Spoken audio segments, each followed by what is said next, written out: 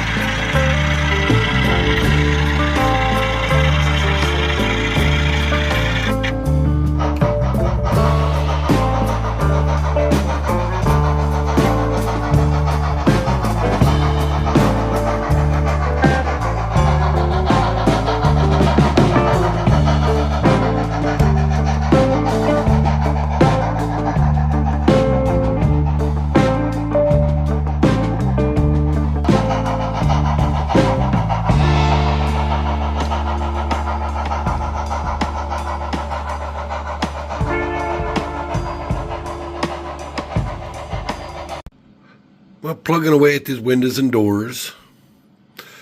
Got that wall done. That wall done. And this wall almost done. Then I got to one of these WTF moments that sometimes you have with practically every kit you do. So I'm looking at the drawing, which is here. So if you look at that wall, it shows a door on the left-hand side. So you got door and two windows and then another door. So there's no other real door in the kit. So I'm looking through these parts and there's not many left. I'm like, well, they don't look like doors. So I have this thing that's a door frame. So if I put that on there,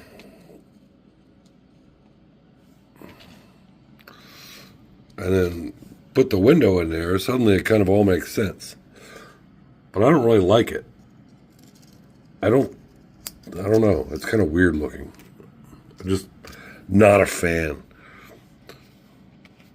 So I think what I'll do is cut this off right here and right there, and that'll be the frame for that, and it'll just be a window in there and no need for a door. Just kind of looks silly in my opinion. So, all right, I'll be back. All right, windows are all done, doors are all done. Went ahead and put window shades in. The yellow is the handy dandy cut post-it note method. Put like a blackout shade there. These ones I did Venetian blinds that I cut out from a sheet I had. I don't know how well it shows up in this camera. Did another Venetian there, Venetian there. There's supposed to be a window up top here, but I did not do that yet because I want to wait until I see exactly how that tower part goes together. And I have, what's left is an extra door frame for some reason, and another window there in its sill. I have some more windows there, and they don't appear to go to anything. So they might just be extra windows. I don't know. I imagine so. All I got's that top part there, I think. But I'll figure it out. I think the next step here is to start to get these walls together on top of the foundation.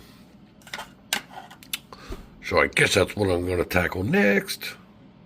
Once again, a bar mill's conundrum.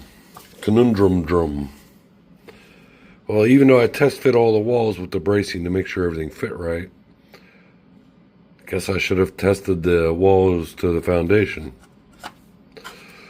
Which I didn't, of course.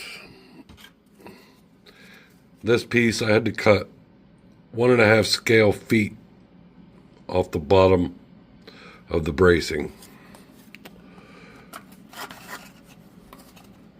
because it goes on the wall. Here, I'll see if I can turn it so you can see it. Goes on the wall like such. With the bracing on it, it was up here. With a big gap. So, we keep it real on this channel, folks. Let me go cut 1.5 feet off all the other 3 walls' bracing so it fits. And then I'll glue them together. Okay. Been worse things that happen. Okay, crisis averted. 4 walls glued together, glued onto the foundation. I'm not going to really touch it too much other than just spin it here quick. Want everything just stay where it is and let the glue settle, let it dry. But there we are. And then while I was at it, I went ahead and put my stain on all these parts. Those. Them ones there. And I don't even know where they all go yet, but I know they need stained. I could tell. This clapboard, it's clapboard. It's going to get painted probably white. Just like the walls. These parts, don't know where they go yet. These are all more than likely building the towers and the shed thing that goes on the side. And then parts to attach the roof. And I don't know what all. But we'll get to it when we get to it. But in the meantime, let me let this building dry and go on to the next step we got. Next is this piece here. Goes in there, in between those 2 corner posts.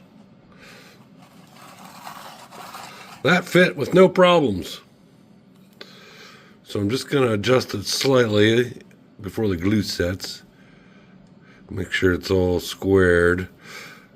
I'm probably going to put some glue on the inside joints down in here.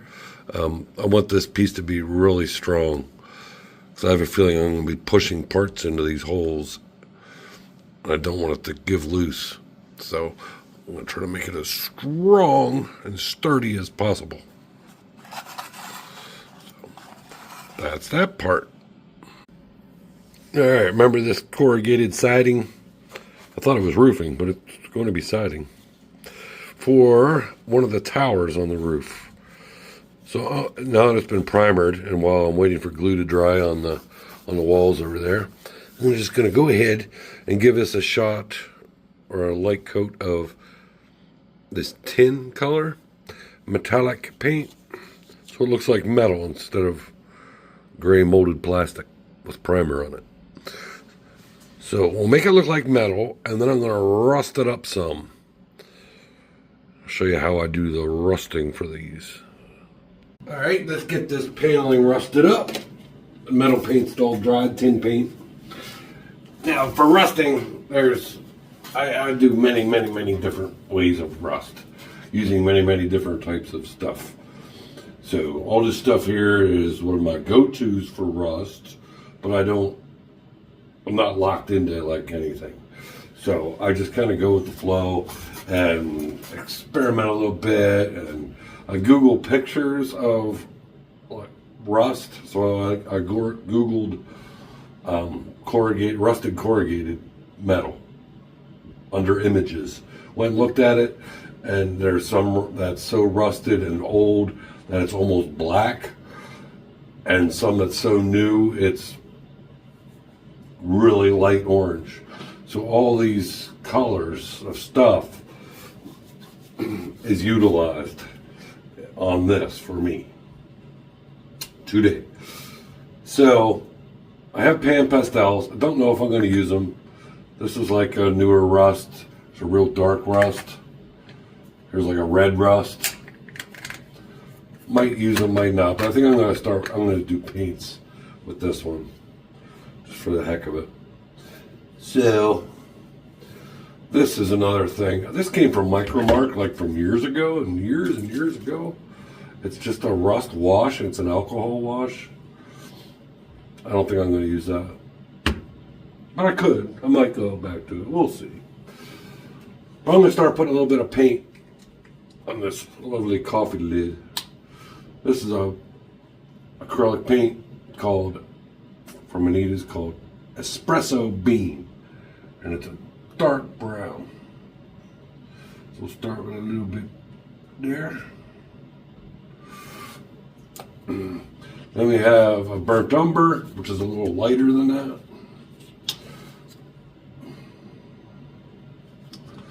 So I just put a little bit on my makeshift palette. These are from AK Interactive. These dry quick once you take them out. But these are acrylics. You can use them these in airbrushes and stuff too. This is one is a medium rust. Just put a couple drops of that out there. I try to work a little quickly because I don't want it to dry. Here's a light rust from these guys, AK.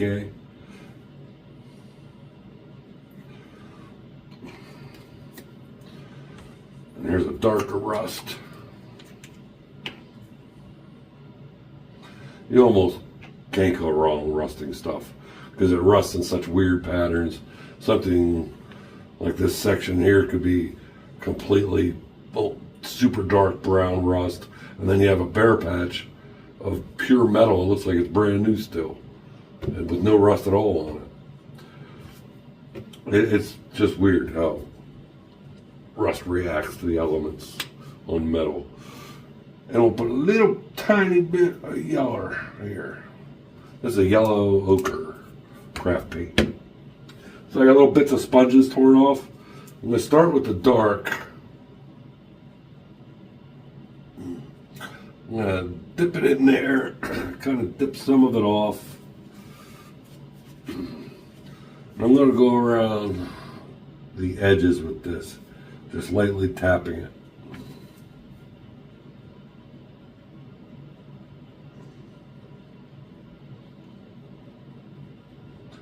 Well, once I cut this, the edge where it's cut will be like a white. So I'm going to have to touch it up with a little of this paint once it gets cut. So just go around all the edges randomly. There's no pattern.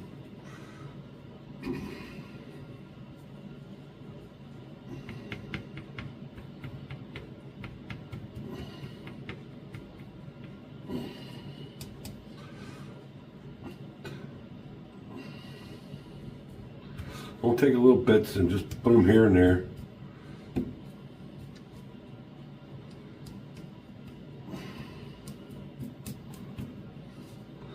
All right, now I'm going to go into a little lighter brown. It's that burnt umber, or yeah, is it burnt umber? Yeah, burnt umber. I knew that. Just go over that, see those seam areas. I'll show you closer in the camera whenever I have a hand free. And we'll put a little more hither and thither. Random splotches. No scientific method. Alright, now I'm going to get with a little of the dark rust. Stuff dries quick.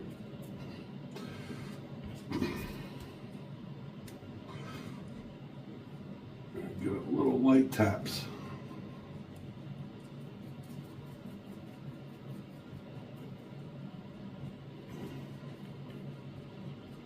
And this will start to work more into the middle a little bit.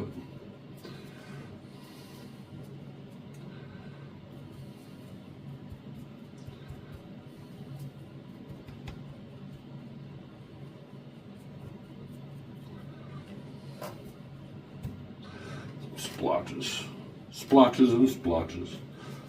And some of this light rust. Or no, I'm sorry, did I do that one already? Yeah, no, I did. Yeah, a little bit. A little bit of the dark rust here and there. So I'm just going to, at this point, start mixing different colors back and forth, darker, lighter stuff.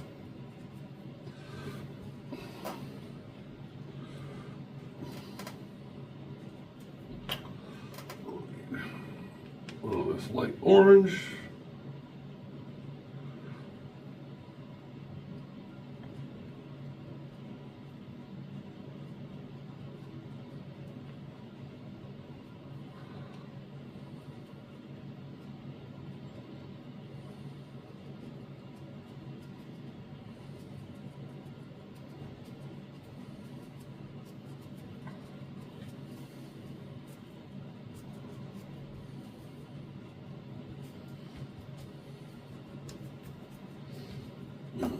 Righty.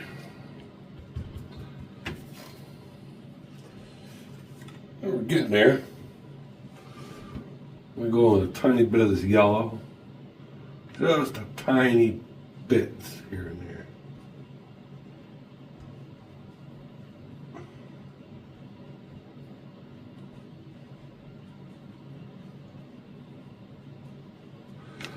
I might want some more darker rust on there.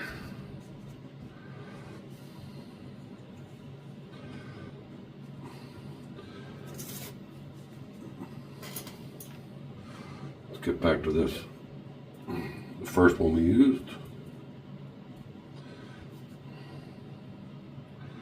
This one I'm gonna really lightly try to really lightly it. That wasn't too light. Get a little heavy, you can just smear it with a finger. It helps blend it in anyhow.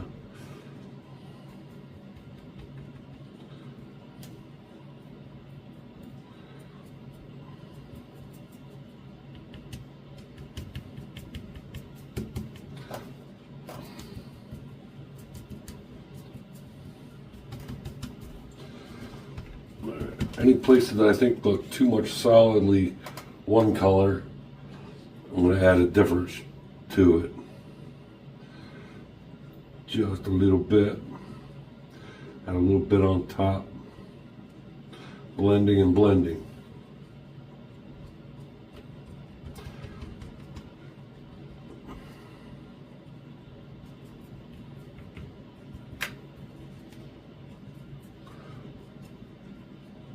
It's going to look even more random too once it's cut up. So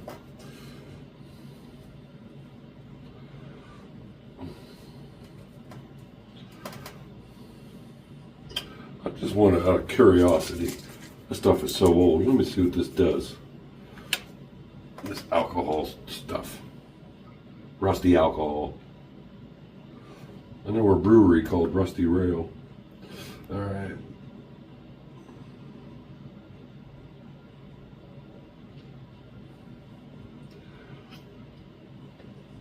Interesting. We'll put a dab on the end and just let it run down.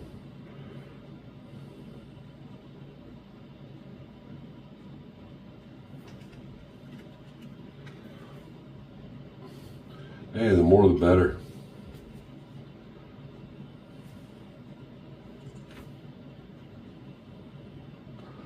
Let gravity pull it down.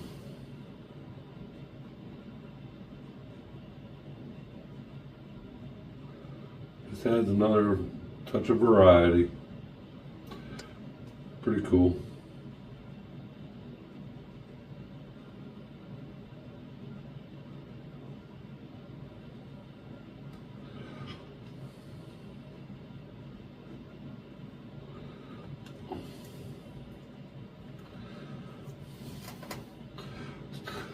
Still think I need some more of that dark brown. This piece of sponge is about shot. Tear off another one. I think I still need some brown. Maybe I'll mix the two browns a little bit together.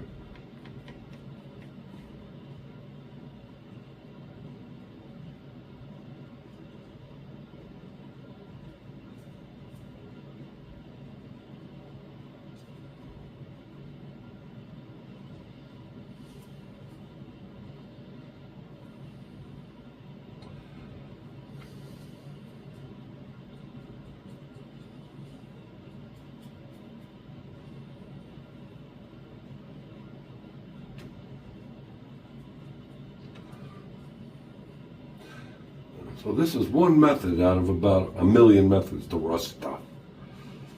So I don't think it's the only one. There's tons of different ways. Some people use mineral spirits and enamels, rust-colored enamels, and thin it and let it drip. And I don't know, I can't even really think of any off the top of my head, but I know I've seen so many ways of rusting stuff.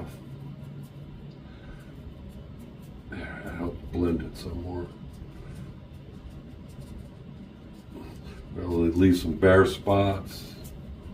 It's going to get cut up into segments, so let me get up and make sure you can see this right in the camera lens. Oh, let's get down there. There we go. Is that going to focus?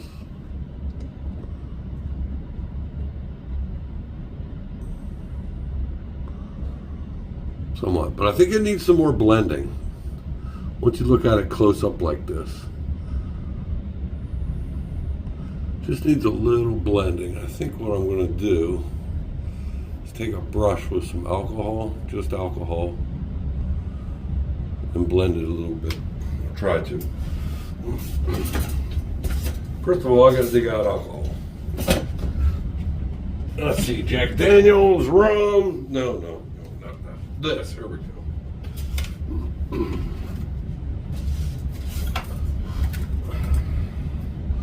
Take a bigger brush here.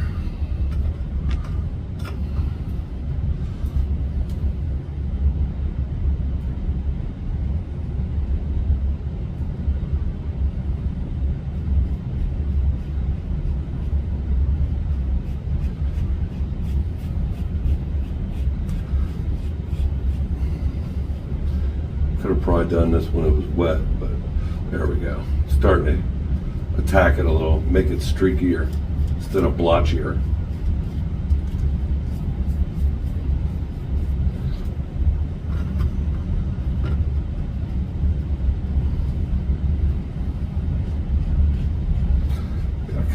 Not quite scrub it, but use a little bit of pressure.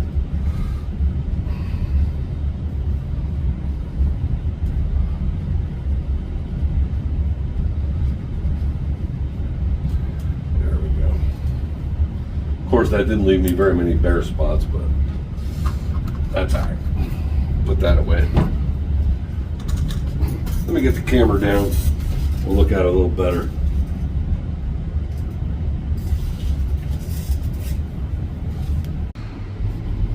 All right, bear in mind that it's still wet from the alcohol, so it's going to look shinier than it really will. But we got a pretty decent looking rust in there, I think. Not too shabby. All right, so that's one way. Let's get on to the next part of this. Well, after looking at it, after it dried a little bit, I decided it needed a little more blending of stuff. So I got this pan pastels here that are, this is silver, and it adds a little shine to the spots that are bare, because the paints and stuff dulled it all down. I want it to be shiny in the spots.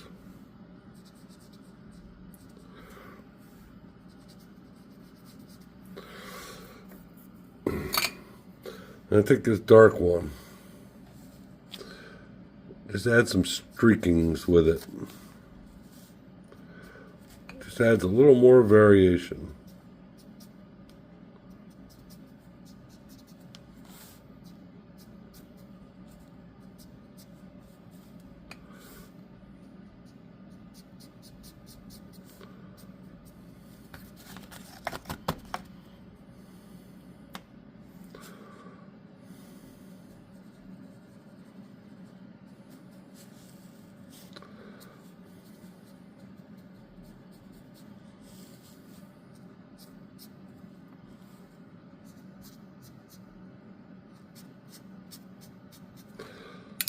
Okay, there we are with that part.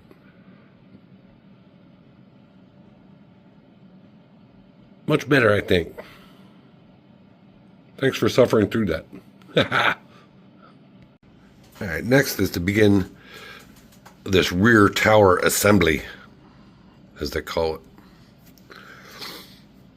It will look like that, and then it will be covered with that. So I love how these instructions for this tower are on 3 different pages, like in weird orders of stuff. But here's how it goes together. There's the roof part, the windows part. I'm debating whether to do the siding first and then add the windows, or put the windows in and cut the siding out around it, which is the way I guess the building would have been made in real life. So I'll probably do that. And it goes onto this back part up there, as you can see. So I'm going to glue this together. It's very basic. Tab and slap. All right, it's all together. Don't ask me why I stained that. I did that when I was staining everything else and just went staining like a madman. Don't really need to, since it's going to be covered by this rusty stuff anyhow. But there she is. That's the tower part. The roof I didn't glue on yet. It's just making sure it fit right before I did, and it does. But I have to go in, take them off, and paint the edges, and then the underside with like a dark gray or something, or maybe a wood color. I don't know, but I gotta paint it. So I gotta take them back off, paint them, and then glue it back on. But in the meantime, they're helping to keep this thing stable so the glue dries on the walls part. I also threw in the windows, and that's it.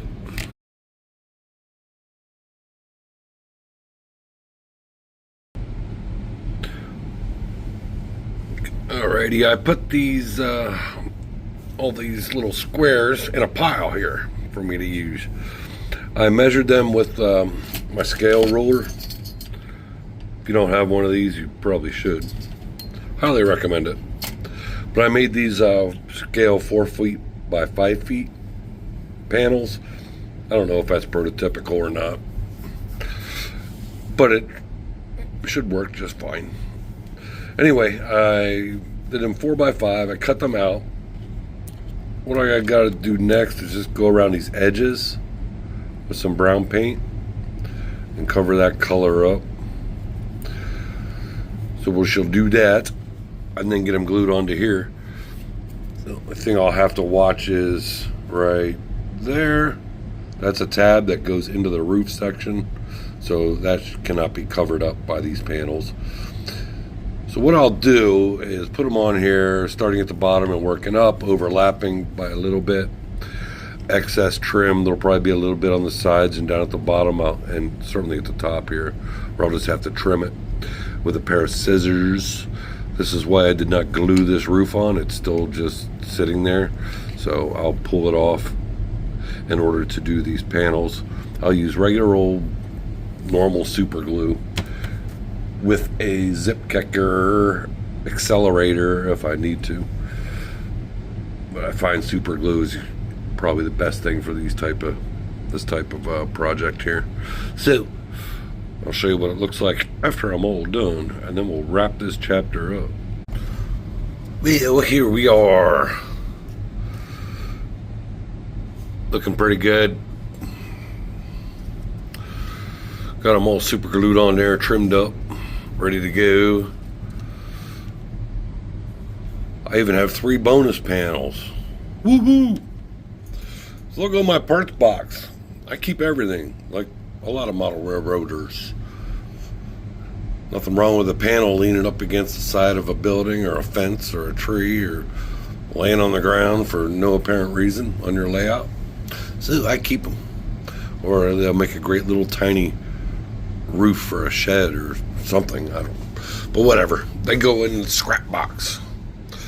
Anyway, so I got to get this roof put on here.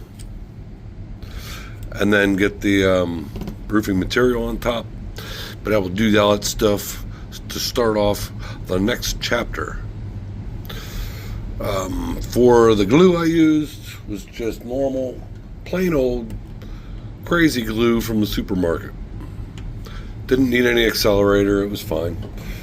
I've found that other glues don't work as well as super glue with corrugated panels for some reason. Just the way they are, especially when affixed to wood. So, there we are with that part, and that's that. So, this has gone on long enough for this chapter. I don't want these things to get super long so people fall asleep, or they don't end up watching the whole thing and then forget about it and don't come back to it. So that's why I'm keeping them into chapters. Hopefully this one isn't too super long. Don't know yet till I get it edited and put together.